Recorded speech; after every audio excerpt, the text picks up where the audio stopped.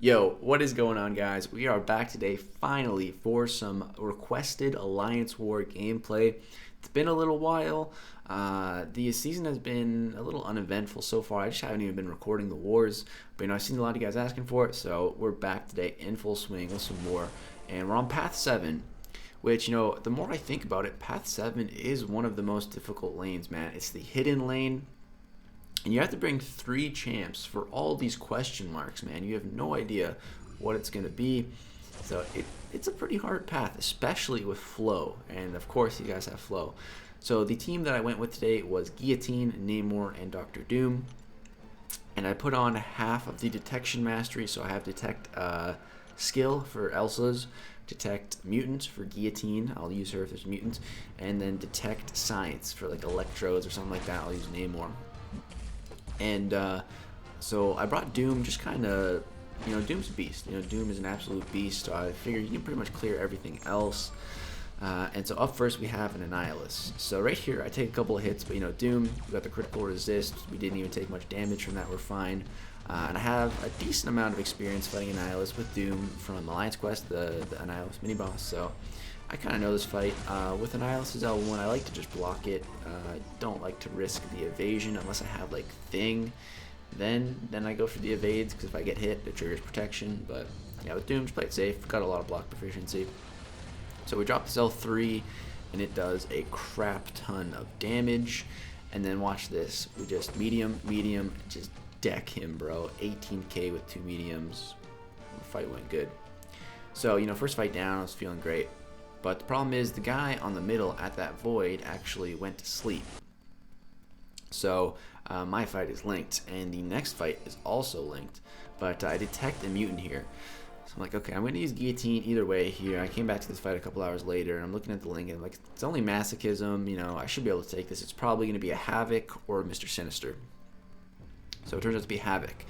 I'm like, okay, that's definitely the harder fight of the two, but I have a lot of practice fighting Havoc with Guillotine from all of the Grandmaster runs, when we go on the Sunspot route, the Havoc there. So I probably fought that Havoc like 15 times maybe with Guillotine, and it's like a 120, 130 hit fight or so, so I have quite a bit of experience with Guillotine versus Havoc.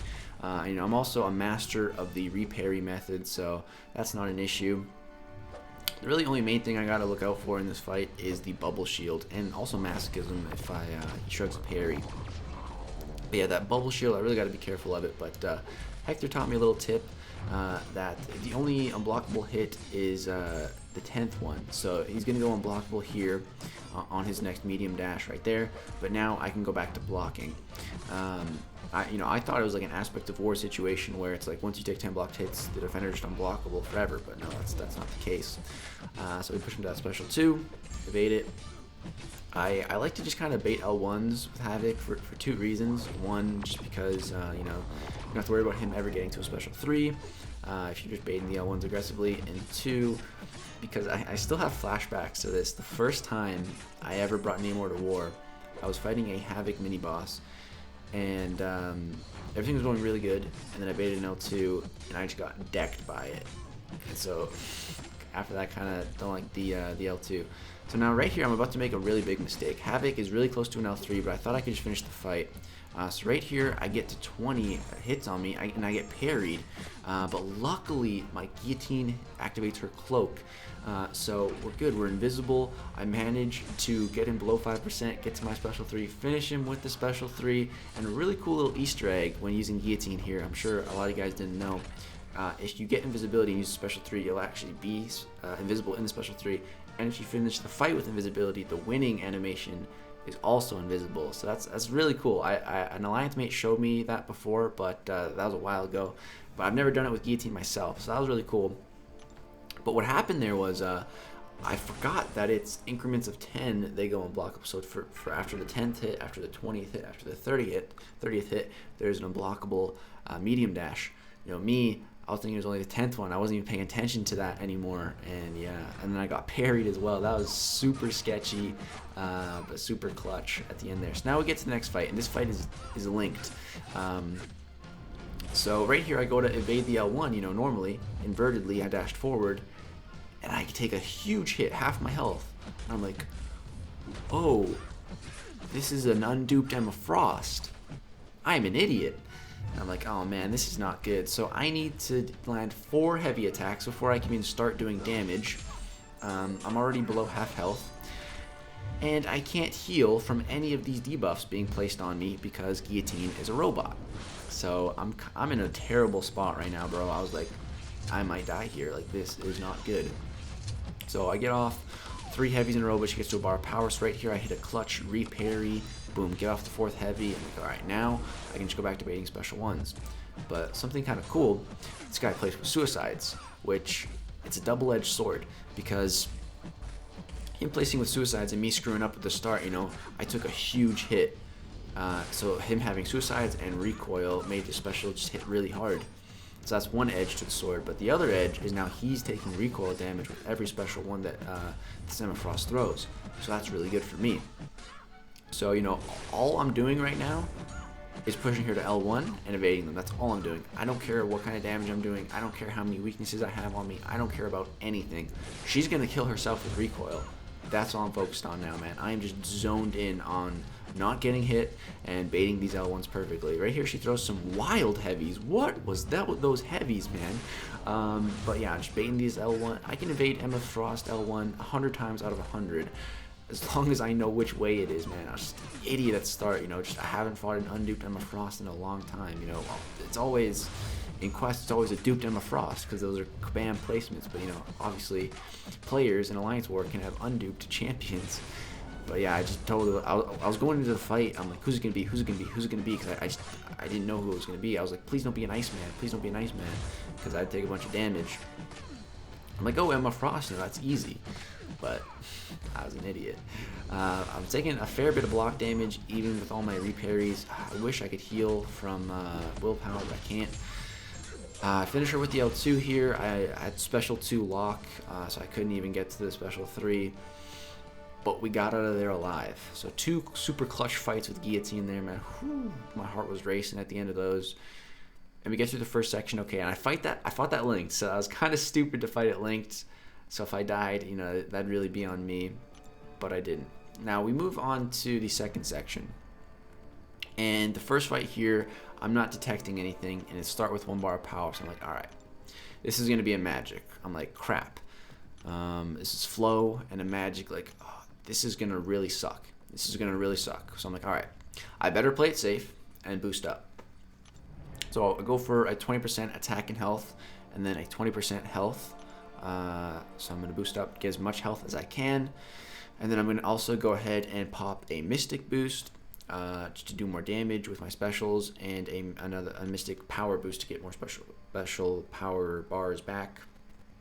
So, and then I'm also going to pop a advanced power boost. So the plan here is to get to a special 3 with Doom. I was thinking about going for combat regen, but like, no, it'll be better if once I can just get to my special 3, I can just cycle L3s and Magik will be locked down and I'll be fine.